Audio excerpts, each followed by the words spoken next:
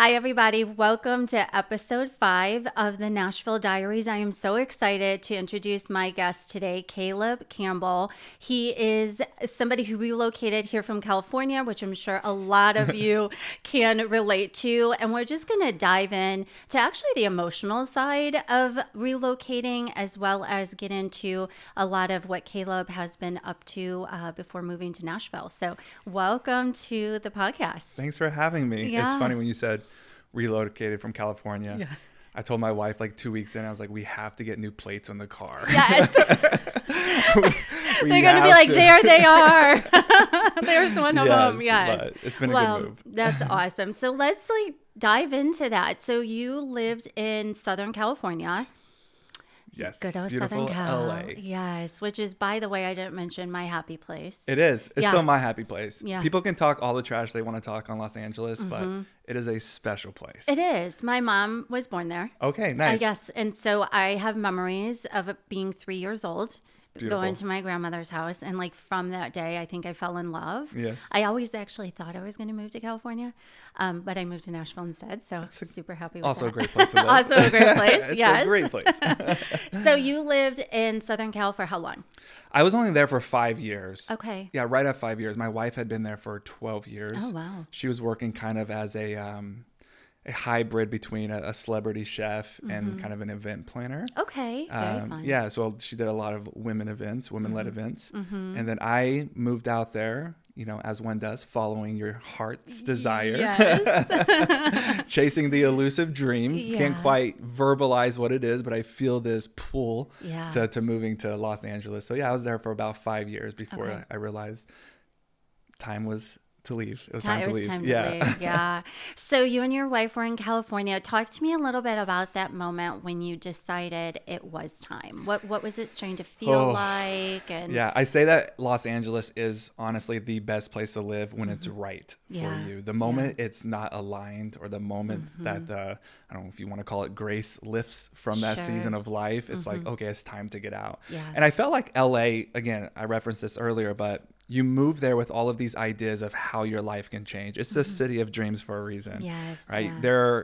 The energy there is electrifying. And if you can have an idea of what you want to create, I guarantee you there is somebody in Los Angeles that you can partner with, or that can direct your next steps and to help you bring that to fruition. Yeah. But the challenge that I realized with Los Angeles is I felt like I wasn't living in my life as much as I was peeking around the metaphorical corner waiting for my life to happen. Oh, that's good. It was always I'm waiting for this next event to take place, this next opportunity to happen, and then I can start living my life, and then I'll get there, and then I'll be enough, and then I'll have what I'm looking for. But every time that time came, there was always something else to be looking for. Interesting. And so I started waking up and realizing that something was missing. The life that I had, despite all of the hard work, despite the success and the accomplishments, wasn't necessarily the life that I wanted. And there was this distance between the two, and that distance, it was mirroring back to me over time. One of two things: either I had not accomplished enough, or I wasn't working hard enough, or two, there was worst off something intrinsically wrong with me. Either way, I started waking up, and I like to say, I was finding myself the type of tired that more sleep doesn't solve. I was externally successful, but I started to realize I was internally bankrupt. Interesting. And so there came a moment right at about the time of COVID when I realized that this season of life was up. My wife was ecstatic. She wanted new change or new beginnings. And so she was ecstatic, but I was holding on to this idea of what I thought my life was supposed to look like, or what it should look like. And so it took some time for me to release that death grip that I had on my life. But eventually we felt it, and I felt it. Yeah. And so I said, yes, let's get out of here. Yeah. Let's do it. So in that moment, you and your wife now are in agreement. Yes. Right? That's which is always a great place to be. It is. You got to be in agreement with your spouse. Yes. Makes life a lot easier. Right? Yeah. So you guys get in agreement that it's time to Yes. go. And so what is your next step then? Well, we had a lot of friends leaving Los Angeles as well. And so we had some of our best friends.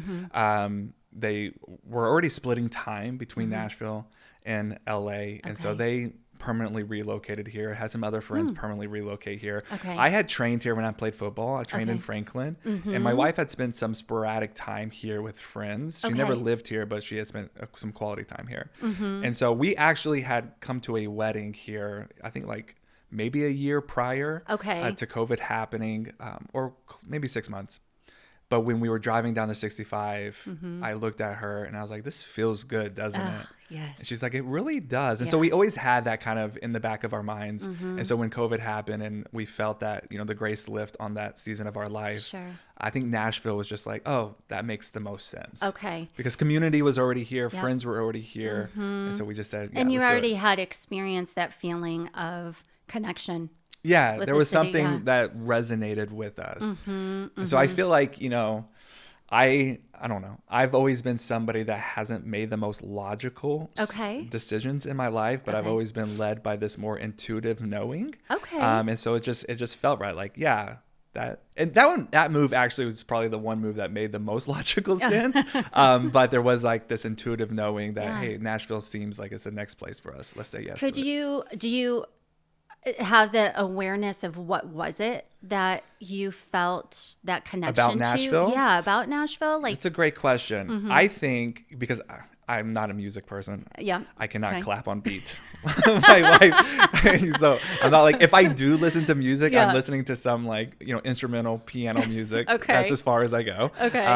For whatever reason, my wife she loves all music, but and so I don't necessarily feel like I gravitated towards the city because of the city itself as much as maybe the energetics of the city. And, you know, I think some people will probably disagree with me when I say this, but I feel like Nashville has been a great place for us on the other side of what, you know, not just what I call it, but a lot of other people call the first half of life. And so I've spent the first half of my life, you know, chasing success, running towards achievement, you know, bigger, faster, stronger, do more, be more, achieve more. And I felt like leaving LA was the beginning of this next evolution of expansion for my life, where life wasn't so much about this upward trajectory as much as it was learning how to deepen. How do I go deeper into my life? How do I be more present in my life? How do I participate in the life that I have now instead of waiting for this life to be a certain way or look a certain way before I'm okay? And I feel like Nashville has been this ecosystem of community, emotional security, safety, I should say emotional safety, and also stillness. There's been like, I guess, you know, coming from LA, Nashville does feel a little bit slower to me. And I don't say that in a negative way, but I often say that Nashville has been this beautiful sanctuary that has provided me the stillness to allow a lot of the grief, the anger, the fear that was hidden behind my pursuit of success. I often say, you know, I realized that my pursuit of success wasn't as much as it was about the success as much as it was avoiding the fear hidden behind it. Gosh, and so Nashville was this beautiful ecosystem where I felt like all of this internal chaos and just wounding that needed to surface so that I could heal and grow and step into this next, you know, evolution of expansion for my life. I love that. I love the description of that. And I feel that on so many levels myself. I was actually from Chicago. And so that big city vibe, big city lights, right? The energy. I love that you said it's the energetics of the city, because I can feel that too. It is, I don't know, the smallness compared to the bigness, I guess. There's still movers and shakers here, absolutely. right? There's still people making things happen, doing beautiful things, creative endeavors. But I don't know, there's just something about, and I think it's also the season of life that I'm in and also the people around me. A lot of the people I do life with here in Nashville, you know, they've built these remarkable, beautiful lives. And now they're just in a different season of life. And for whatever reason, Nashville has just been in this, again, beautiful ecosystem to deepen our lives. That's really the only way I can say it. I love that. I love that metaphor, and I love the imagery of that. You know, that's really good. So what is the next season then here? That leads us into the question. What does it look like for you here? Because you moved here when exactly? I think it was a little over 5 years ago. 5 years this past January. And so still relatively new, still like figuring out where my favorite restaurants are, Yeah. which is hard to do because there's a new restaurant popping Up. up. I know. My list is never ending. Never ending. Can you share your list with me as well? I absolutely can, because we're big foodies. Okay, so, yes. Yeah. I'll have to ask you that next. But I'm curious to know, what does this new season here in Nashville look like for you? It's a great question. I don't know if I have the answer for it. Yeah. I feel like so much of my work in life, like my personal inner work, has been this constant letting go of the ideas and the expectations of what I think life is supposed to look like, or what I want it to look like, and really learning how to accept what is, who I am and where I am right now. And that's just been an incredibly difficult and ongoing process of work. But I think I'm just excited to expand our lives here. Okay. You know, we're renovating our home right now. We're looking to move into maybe like a more walkable neighborhood, whether that's in East or 12 South, whatever it might be. Okay. But I think I told my wife literally two nights ago, I said, there's no coincidence that we are renovating our home right now, because I feel like there's this inner renovation happening within myself. Sure. And so this external organized chaos is really kind of the representation of what's happening internally right now. And so there's definitely this internal shift that is happening.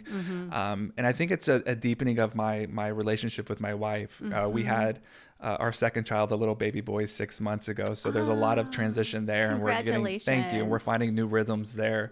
And then there's also just an expansion of my work right now as a keynote speaker. I'm standing on more stages, bigger stages, and, you know, doing a lot of the work that I have been working towards for so many years. And I'm kind of finally in the fullness, or in the fruition of all of this hard work that has been going into it. And so I think it's just, I don't need my life to change from what it is. I live this beautiful life, and I'm not just saying this because it's a good soundbite. I'm genuinely so grateful that I didn't give up. Oh, that's so I'm good. genuinely so grateful that when the heaviness of life was knocking on my door, that I leaned into the vulnerability of allowing myself to be seen in those very vulnerable and uncertain moments. And I said yes to the growth that was, you know, I was being invited to step into, because as I look back, I'm genuinely in the middle of the life that I've always dreamed about, that I thought would come from greater success or more achievement. So good. But it's actually happened from this willingness to be more present in the here and now, and to deepen into my life, to participate in the natural unfolding. And so what's next is just an ongoing participation of what is. Yeah, that's so good. Yeah. And your willingness to let go of what was. Oh, geez, don't talk about that. Right? Which a lot of people can relate is. to, right? It is. Because, you know, changing your environment is a huge It's scary. decision. Yes. It's extremely scary. There's so many people in life that you can talk to have never left their comfort zones. You know, and leaving where you live, or being around people that you're familiar with, is super scary, right? But you did it, and you made the decision, you made that leap of faith, and now you're enjoying a life that you thought you were supposed to have before, but you had it after you took the leap, which is a beautiful there is thing. no new life without first letting go of the old. And you're not just letting go of a geographical location. If we're talking about, you know, real estate and moving here, you're also letting go to all of the attachments of familiarity in your current way of life. And I think this is probably where, in the conversation of growth, where most people miss it, or they skip over this part of the conversation, because if you're relocating and say you're doing it because, you know, it's the next move for you, like for me, and it's good, it's a good thing. We don't oftentimes realize that with new, right, there's also a loss. A loss of what was. Even if that loss in the new is good, right? It's a new job, a new promotion, a new relationship, new love. It's new and it's good. With that loss still comes grief. And a lot of times we skip over that grief work because we tell ourselves we should be grateful. Look how beautiful our life is. You know, look at the beautiful home we're moving into. Look at the beautiful community. Just get it together and be grateful. And we don't make space for that grief. And I oftentimes say the depth in which we are willing to feel our grief creates the height of the container of the next season of expansion for our lives. I love that. And so as much as moving to a new location could be fun, it's exciting, maybe it's a new chapter of your life, you're looking forward to it, there's still this, I don't want to say requirement, but a requirement to honor the loss and to be present with the grief that does surface. It's okay to have a beautiful life, but also still miss what was. We're human. Or it's okay. Yeah. This is like a therapy session for me. Like, this is so good because I went through that. I experienced that. I lived in Chicago my entire life. My son was there, my family, best friends.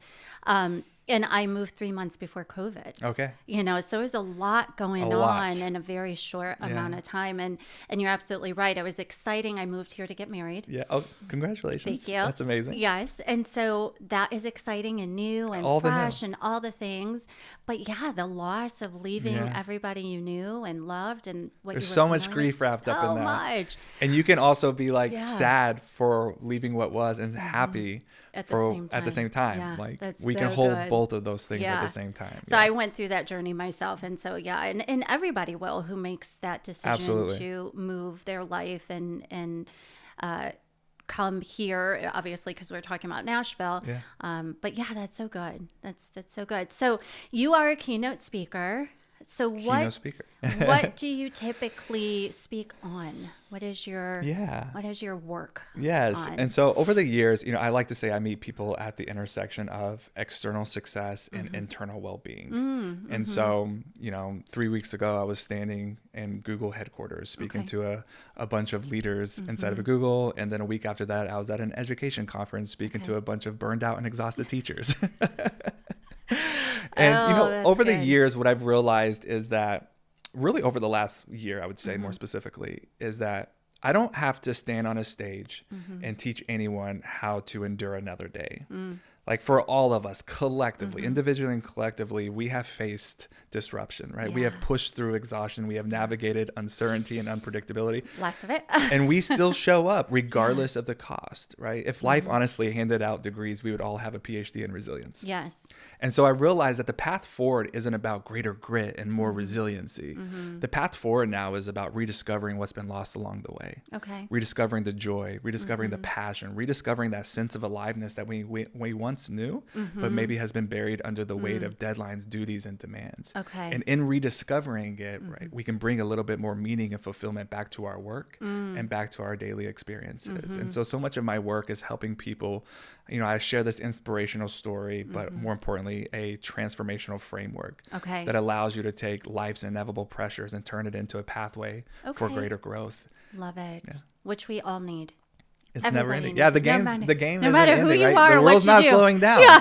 The world is not slowing down. And so when we learn how to leverage the inevitable discomfort and disruptions of our life and use it as a catalyst to greater expansion, we don't need the world to slow down. We're playing a different game now. Yeah. And we can rise to meet it steady and ready with the capacity to face whatever comes our way. I love it. How'd you make the decision that that's what you wanted to do? Oh my gosh, can I tell you the story? Yes, you can. So I played football. Yeah. I was drafted by Detroit. Okay. And I also graduated West Point. Okay. And so I had to serve in the military before I could go and play. That's a long story. Okay.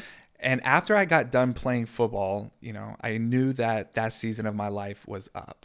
There's a certain type of pain that surfaces in one's life when you accomplish the dream, but realize that you are just as empty, or if not arguably more empty than when you were before you started. Seriously. And so I felt like the ground that I was standing on that was so steady and sturdy. I'm living in the middle of a childhood dream. This is the idea of a life that I have been chasing since I was just a young boy. And I realized there that while being externally successful, I think I said earlier, internally bankrupt. I realized that the way I was doing life, it was a losing game, right? Like using all of my energy, not necessarily to get better, but using it just trying to hold it all together, hold together this idea of a man I thought I was supposed to be, hold together this idea of a leader I thought people expected me to be, really just hold together this dream that I had to keep alive. And so when I was in the NFL, I didn't have the tools or the awareness to navigate that pain or to work through that pain, because I was still living behind this facade of, when I got drafted in the NFL, they called me America's athlete. Okay. So I'm a West Point graduate, now Army officer, and now I'm an NFL athlete. Yeah. And I know that they meant well when they said that, but I heard nothing good, right? What I heard, Caleb, don't be weak. Kayla, you better have it together all the time. The pressure. Yes, the pressure. Yes. And so I was living behind this facade of trying to be America's athlete. So externally having it all together, but internally barely holding on. And that pressure built and built and built. And then right before the end of the last season, and when I was released from the Kansas City Chiefs at the time. Oh, I love the Kansas City. Yes, I don't know Travis Kelce, and I do not know Taylor Swift. So let's get that out of the way right now. Love it. I just knew that something in my life had to change. Okay. And I also knew that more success was not necessarily synonymous with the fulfillment that I was longing for in my life. I was looking for some sort of internal rest. I was looking for some sort of feeling like can it finally be enough? Can I finally be enough? That's good. And through a strange series of events, I left the NFL, playing in front of 85,000 screaming fans. I moved to Canada. I became a janitor of an organization. I slept on the basement floor of a boiler room for the next 5 years of my life. Okay. And I changed light bulbs, I cleaned bathrooms, and I vacuumed floors in exchange for free therapy. Oh my goodness. I what just a story. I just knew that something had to change in me before anything would change out here.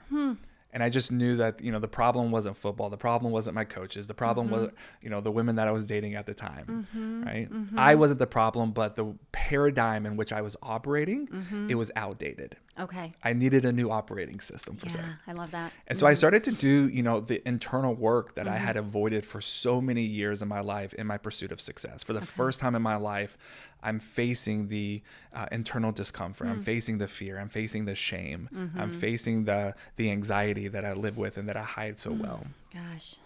And about 4 years into my time in Canada, obviously that's not what I had on my vision board at the beginning of that new year when I moved there.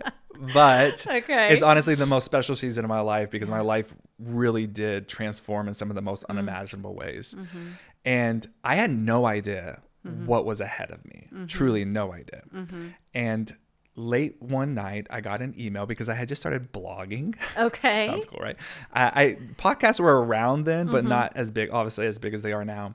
But I had gone on a podcast episode and I started blogging and I was talking about my story. And there was a guy down the road in Canada that was a big American football fan. Okay. Because let's get real, Canadian football, it's just not the same. And he knew my story because the day I was drafted, it was all over national news. I was featured at the NFL draft. And so I was kind of like the ongoing story of that draft day. Got it. And so he had been following my story, found out that I lived down the road. He invited me to speak to a small team of leaders. Okay. I had never spoke before. I didn't know what I was doing. But at this time in my life, I did know how to show up authentically. And I knew how to kind of lean into the edges of vulnerability and just say yes. Right. Yeah, Just say yes. Yeah. And I said yes. And I went and I spoke. And I'm pretty sure I blacked out. No idea what I said. But at the end of that little speaking session, 45 minutes, I went and I stood by these two back doors. And I shook hands with everybody that decided to stay. I think just like one or two people left, which for me was a win. And I could tell out of the corner of my eye that there was this woman, an older woman, who was waiting for my undivided attention. Okay. She's probably like 85 years old. Walked with a cane, had the smile of an angel. And when everybody else left, she came up to me, and I kid you not, she pinched me on the cheek. And she said, "Son, I've heard a lot of stories in my life, but nobody's moved me quite like your authenticity has moved me today." And my love language is words of affirmation. Yeah. And so I'm like, thank you. Thank you. Yes. And she handed me a piece of paper and she hugged me and she said goodbye. And I'm like, did I just get her number? Like, all right. Picking up 80-year-olds at your first speech. And I went back to, the boiler room of a basement that I called home at that time. And I laid on my little cot and I was thinking about just what transpired. And I was going through the day in the speech in my mind's eye from moment to moment. And I remember this woman, she gave me a piece of paper. And I reached into my pocket and I kid you not, I start unfolding this piece of paper. And I realized she didn't leave me her number, but she wrote me a check for $10,000. And the money was amazing. But what she wrote in the memo line is what really caught my heart's attention. And she said, "Don't stop telling your story." Yeah. And then I realized in that moment, I just went from panic attacks and anxieties from a daily experience inside the height of what I thought my life was supposed to look like in the NFL to stepping into this next season of purpose for my life.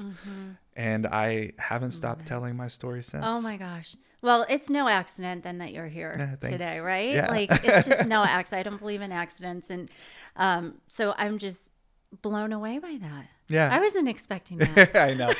Yeah. I usually tell that story inside of my keynote somewhere, cool but story. it's just this realization that if you can just keep your heart open, right? Life's going to give you every reason plus one to shut it all down. Yeah. Right? All of the mistakes, all of the unmet expectations, all of the things that we don't have control over that just kick in the door of our lives and barge their way in and take up all of the room and just suck the energy from us. Yeah. If you're willing just to be present with the fear, be present with the shame, be present with the anger, be present with it all, and keep your heart open through it all. The universe, God, source, whatever you want to call it, has 1,000,001+ ways to get you where you want to go. Yeah. And that's not the issue. Our work is to keep the heart open. Yeah. And so when I remember in that moment of just realizing that all of the failures, all of the mistakes, all of the pain, right, by saying yes to it and being more present with it, right, the very moments where I felt my weakest, the very moments when I felt like it was all coming down undone, were actually the moments that were, catalyzing a transformation that would literally renew every facet of my life. 100%. And that's what is resonating so big for me is the yes. Yeah. Is the yes. Just you just said yes. You said yes to moving. You said yes to the opportunity to speak when you were like, I'm not a speaker, just all the yeses. And it's never going to look like the way you expected it to look like. That's so good. Right. But again, what is our greatest teacher. I strongly believe that. So even when it doesn't turn out the way, when you move and, your kids don't get in the school that you want them to get into, or it doesn't unfold the way that you thought it was, the job doesn't turn out to be what you expected it to be, right? It doesn't mean it's a wash. It doesn't mean it's a loss. It means you're being invited to grow. And so having the self-awareness in our life, deploying that self-awareness to see what surfaces in the chaos, like that's the gift. And this is where community comes, it's such a pivotal variable in all of this, because it's inside of a safe ecosystem. It's inside of safe relationships, safe community, where we can drop the pretenses. We can drop the facades. We can allow ourselves to be seen in these vulnerable moments and allow ourselves to be upheld by the power of the people around us. And this is where, healing really happens. There's that meme that you probably have seen. It's gone around for a while now, but it's this idea of like, our pain happens because of other people. Yeah. Our healing also happens because of other people. Yeah. It also happens in the context of relationships. Absolutely. And so, Well, you had shared something with me when we were communicating in email that I thought was so good. And you said, and I'm going to give it back to you to say it properly because I don't remember exactly, but I loved it. But you were just saying that about like the community, that you may think that, your life or something, but it's really about the community that you're in. Can you repeat that? Yeah. So I'm, are you familiar with the Enneagram at all? I am. I think I'm a 3. I'm a 3, or I'm a 4-wing 3, but I used to be a very unhealthy 3. So meaning I was just, all about success. Yes. I was 7 years old when I scored the game-winning touchdown in the community-wide All-Star Championship football game in Texas. Okay. So it was a big deal. Yeah, well, it was Texas. Yeah. It was a big deal. Football in Texas is a big deal. The point is, after that I scored that touchdown, I remember it like it was yesterday. I saw my mom. I ran to my mom. She had this really big smile on her face. Okay. And she looked down at me and she said, "Son, I'm so proud of you. I love you so much. You scored the game-winning touchdown." And it was an innocent moment exchanged between an excited mother and a grateful son and a happy son. And I say that because I was also 7 years old when I was taught to believe that my performance in life determines my level of acceptance in this world. Wow. And so my stats from a very young age were no longer numbers on a piece of paper. My stats were a definition of my worth. Your identity. My whole identity. Yeah. It's the way I found acceptance. It's the way I found belonging, which we are biologically wired for. Sure. And so it was never about scoring touchdowns as it was about, maintaining my sense of security and stability in life. And so I've always been a high achiever. Yeah. And so, I've heard people time and time again talk about how important community is. And for the first half of my life, I didn't have time for community because I was too busy making things happen. Yes. Right? I was too busy hustling. I was too busy grinding. I was too busy, proving my worth to people who don't even know me.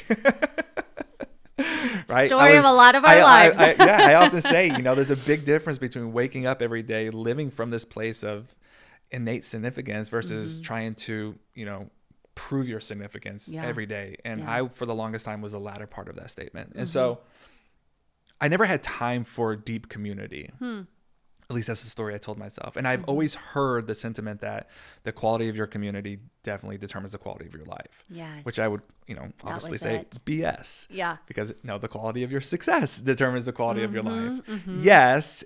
But it wasn't until we moved to Nashville where, we had a dinner party at our house and I was looking around and the conversations happening around the table, everybody in different seasons of life, everybody kind of having different ideologies and what we believe about certain, dynamics of life. But here we are breaking bread, sharing wine and laughing.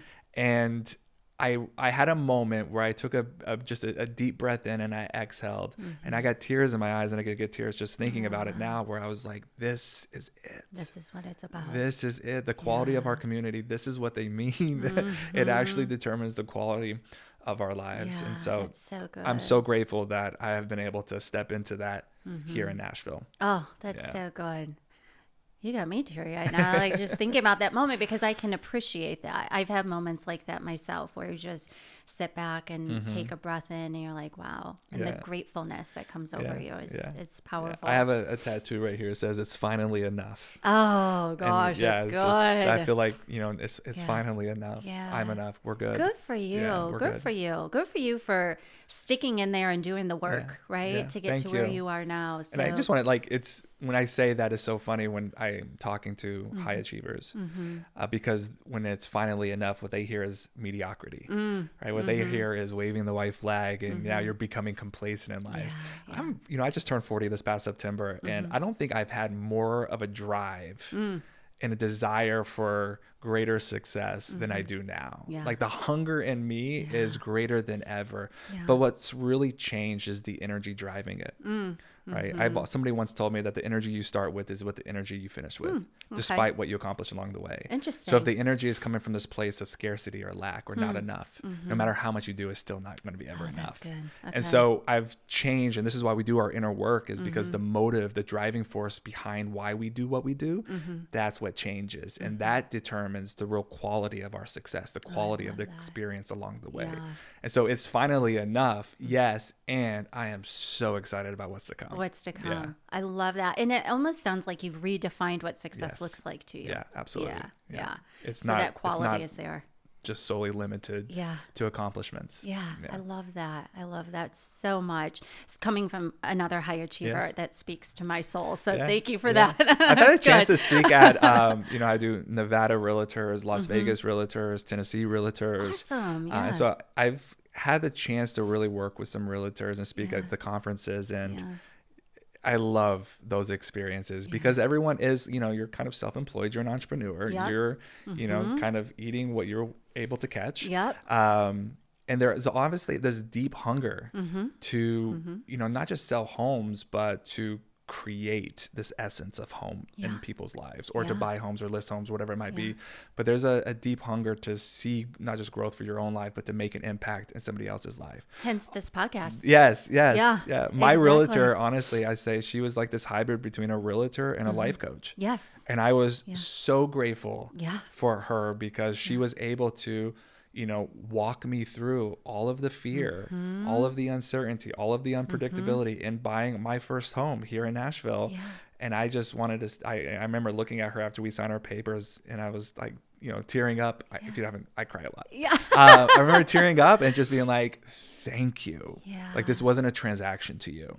Like you really saw me, you saw my wife, and you walked us through all of this, and it changes the game. It does. And so anytime I get a chance to work with realtors, I'm like, don't you forget the impact that you really can make in people's lives. Well, you want to know, it's funny. I used to want to be a life coach. Yeah. So it makes sense, right? Because you are still coaching people are 100% through their life and a big decision. Yes, absolutely. So that's so cool. So how did you choose where you ended up here in Nashville? What was that process like for you? I wish there was a better story. Yeah. But we bought in the frenzy of it all. Okay. And so it was like, let's try there.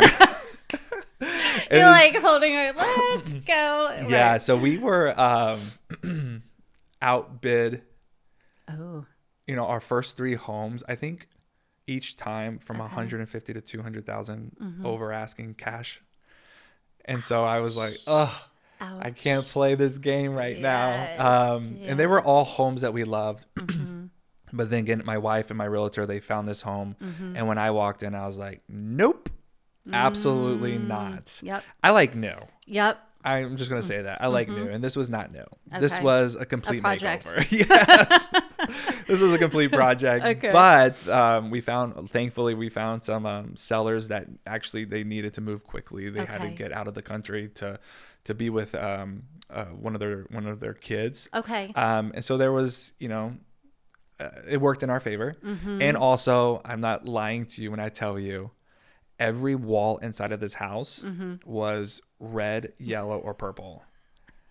And they did it. Hope to God they never see this. And they did it according to them.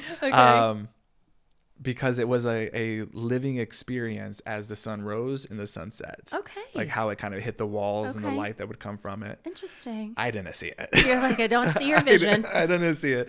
But I think it kind of deterred a lot of people away. Sure. Yeah. And so Possible. it's home now. We've done a lot of remodeling and some renovations. We're doing the bathroom as we sit here and speak. So this podcast is very timely. I needed to get out of the drilling and we're putting up a new deck. And so it's definitely home, but we just chose Creve Hall, which I love Creve Hall. Okay.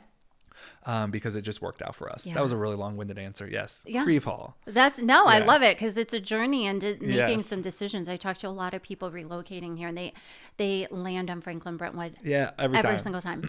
And it's through our conversations and getting to know them and the lifestyle they really want. Yeah. And I'm like, there's like other areas that And we can experience. I drive through neighborhoods now and I just try to catch myself smiling. Yeah. Is this making me smile? Oh, that's like what's good. what's the energy of this neighborhood or this part of my, you know, the only thing that I have to say that I deeply distaste about where we live is like the access points to 65. It's just like 2 roads. Yeah. So if you catch those 2 roads at the wrong time, you're stuck.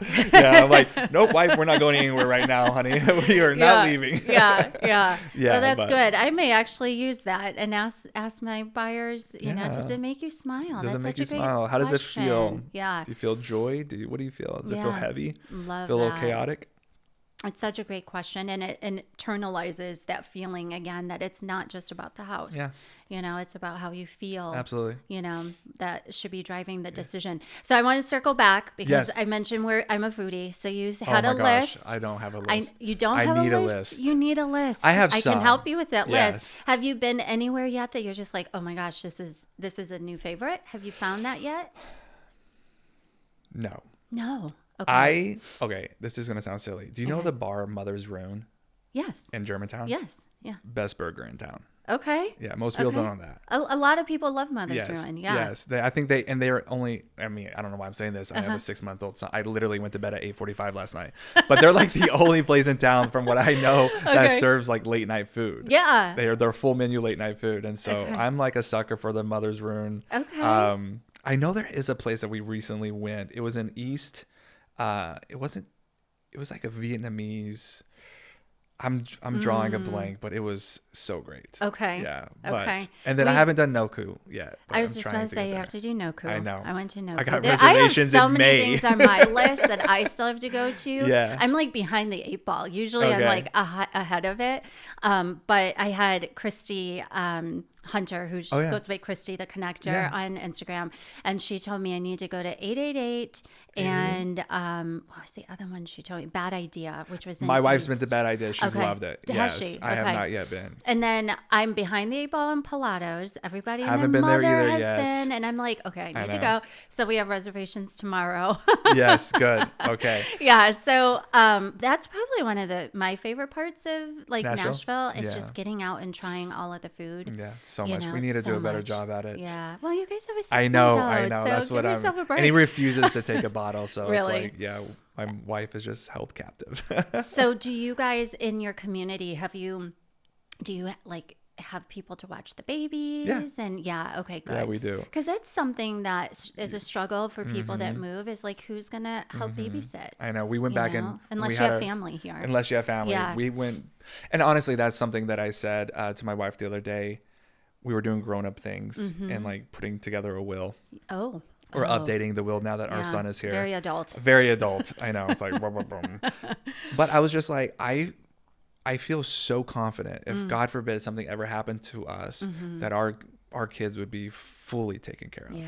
Like there's not a hesitation in my mind about the quality of life that they would have strictly because of the people in our lives. Oh, that's awesome. Yeah, and that's just so reassuring. Yeah. And yeah, I'm just deeply grateful for that.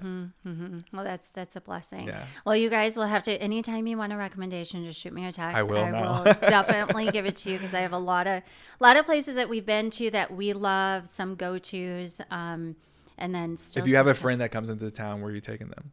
Always 12:30 supper club. Really? Always. Really? Yeah. Okay. So when we have anybody like downtown on Broadway, 12:30. Fifth and Broadway. Is it like a scene? Is it like if I have two of my West Point friends coming in town next week? I would absolutely take them. Yeah, it's a vibe. It's just it's dimly lit. Okay. It's got the red velvet seating. Well, they might not go for that, but I love it. They wouldn't feel that. They're gonna be like, what are you doing? Too bougie or they're like drinking their Pabst Blue Ribbon beer. Well, but I don't know, like it's still super casual though. It's yes, not, I love it. Yeah, no, it's not I'll overly take your word for formal or anything. You can sit in like the booths, but I love it. What's cool about it is that they have a band that plays. They have a small little dance floor, so it's interactive, cool. And they have a beautiful bar where you can, and they have sushi. They have a variety of different foods, and then you could go right outside to a rooftop. Awesome. On the same level. So it's just great. A lot of different. Is that Justin Timberlake's? It is. Okay. Yeah. And so we just, every time somebody comes to visit, if we haven't taken them there, my husband or I are like, hey, book supper club. Okay. I love it. Yeah. I love it. And supper club is like a cool name. Yeah. And it's just, I know it's been around a while. It's not like the newest thing that opened, but we haven't had a bad experience yet. I love it. It's our go-to. Great. For sure. Sign me up. Yes. So here's to take your wife. Well, Caleb, thank you so much for the conversation today and for joining me on the podcast. I mean, you've been, I've almost lost track of time. I could sit here probably and talk to you forever. You're like, what you share is kind of like in my wheelhouse. I love it. Like I said, I used to want to be a life coach. Maybe one day I still will be, but you are. Yeah. It's just, I love going deep, Yes. I just love going deep into all the things. So thanks for sharing your story and for helping, I'm sure, a lot of people who are going to be relocating and kind of touching on the emotional side of that journey for them, and giving something to relate to. So really appreciate it. Well, thanks for having me. Absolutely. And I do want to just say that last night I was telling my wife that your podcast is a great idea. Oh, so well, keep going. Thank you so much. Just like the lady on your on your check, right? Don't stop doing it. All right, awesome. Well, thanks so much again, and tune in for the next episode. Bye. Thanks for listening to the Nashville Diaries. If you're looking to move to the Nashville area and feeling overwhelmed, grab my free guide to Nashville's top luxury suburbs and neighborhoods. It's your shortcut to finding the perfect place to thrive. You can download it now at www.movetonashvillewithtrista.com. See you next time.